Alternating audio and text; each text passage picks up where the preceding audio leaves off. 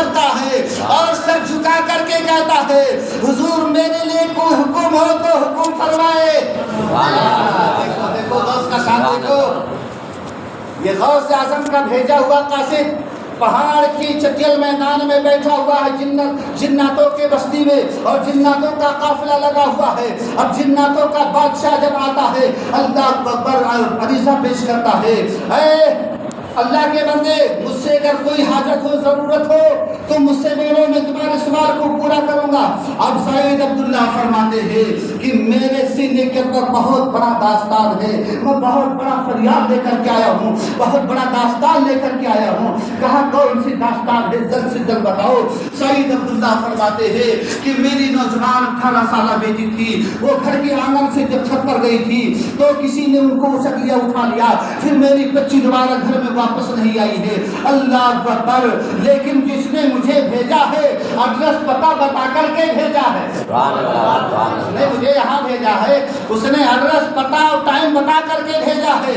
کہا کہ ایڈریس پتہ میں کیا لکھا ہے؟ کہا ایڈریس میں یہ لکھا ہے کہ جب جناتوں کا قافلہ آئے گا آپ سے سوال کرے گا، سلام کا جواب دے دینا، اور جب جناتوں کا بادشاہ آئے گا وہ تم سے خود سوال کرے گا اور سوالوں کا جواب تمہیں ان کو دینا ہے۔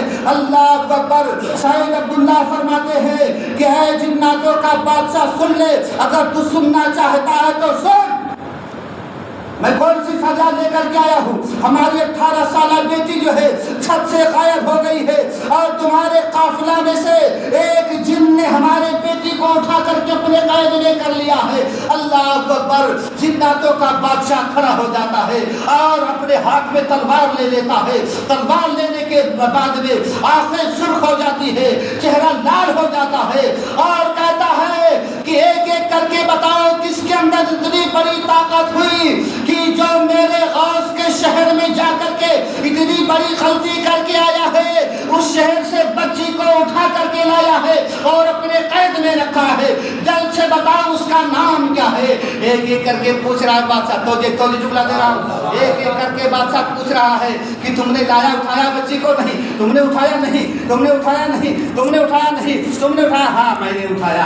اللہ اکبر، جیسے اتنا کہا کہ اے بادشاہ سلامت، ہاں میں نے ہی اس بچی کو قید میں کر کے اپنے پاس لے کر آیا ہوں۔ اتنا سننا تھا کہ جناتوں کا بادشاہ اپنی تلوار لیتا ہے اور جنات کے گردن پر مار دیتا ہے، سر الگ ہو جاتا ہے، تن الگ ہو جاتا ہے۔ سبحان اللہ، سبحان اللہ۔ چلو باقی اس بات کو کہ نہیں مانتے ہو؟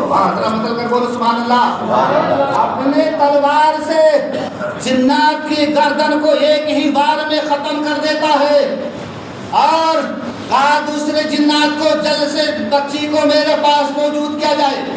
تو جس کے قبضے میں بچی تھی وہ بچی کو آزاد صحیح و سالم کے ساتھ جنات کے بادشاہ کے پاس پیش کیا جاتا ہے۔ جناتوں کا بادشاہ کہتا ہے حضور مجھے معاف کر دیجئے، تاخیر ہو گئی، یہ آپ کی امانت ہے، ہم آپ کی امانت کو لوٹا رہے ہیں، لیکن